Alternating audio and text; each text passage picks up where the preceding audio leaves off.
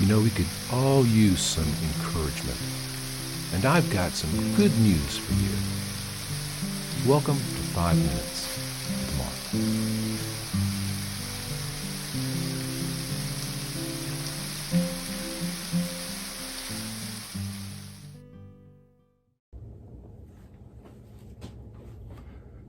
Greetings, friends, and welcome back to 5 Minutes with Mark. We're picking up the story today, chapter 1 of Gospel of Mark at verse 35. Now in the morning, having risen a long while before daylight, he went out and departed to a solitary place, and there he prayed. And Simon and those who were with him searched for him. When they found him, they said to him, "Everyone is looking for you." But he said to them, "Let us go into the next towns, that I may preach there also, because for this purpose I have come forth."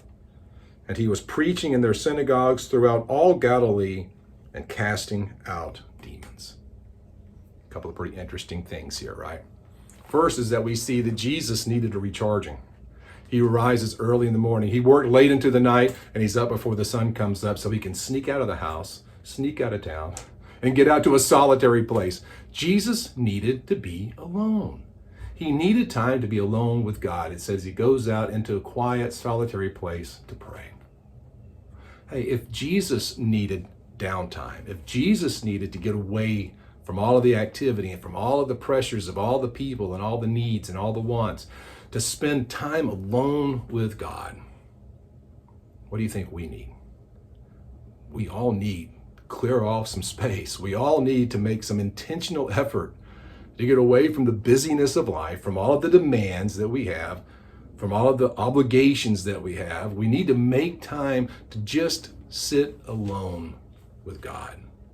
Maybe that's getting up early in the morning, having that quiet moment.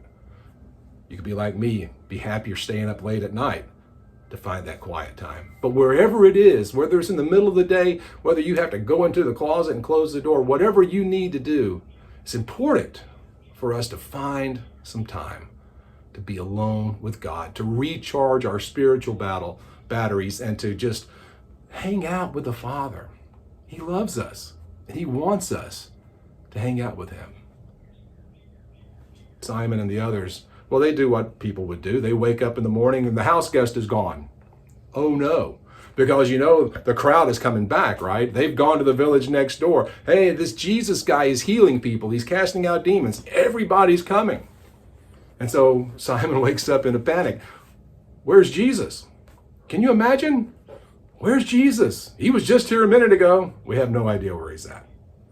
Hey, 4 brothers get up and head out looking for the guest of honor.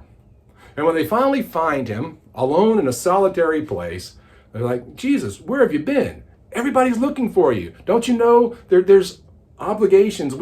We're famous right now." Think about it.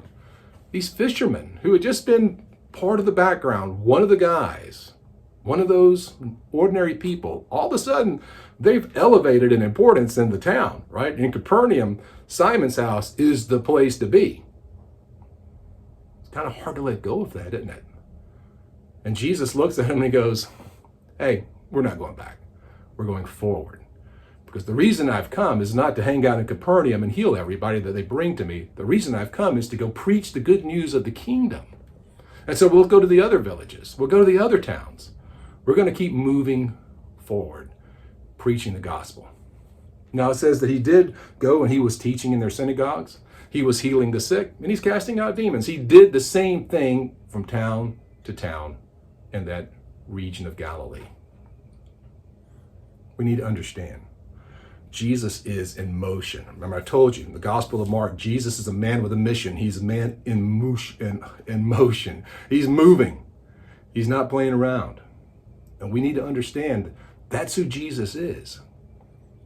In our lives, it's the same way. Jesus hasn't changed. He may be in the heavens sitting at the right hand of the Father right now, but he's still in motion. He's still going from town to town. He's still about declaring the good news of the kingdom to as many people as will hear it, as well as providing emotional, physical, and spiritual healing. Look, We need to understand what this is all about. We have entered into this relationship. We've been challenged to follow. We've been invited to enter into this kingdom.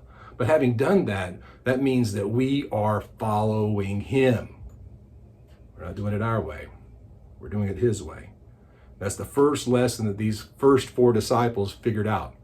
Hey, it may be really good at Simon's house right now, but that's not what it's all about, guys. There's more work to be done down the road. Let's move forward.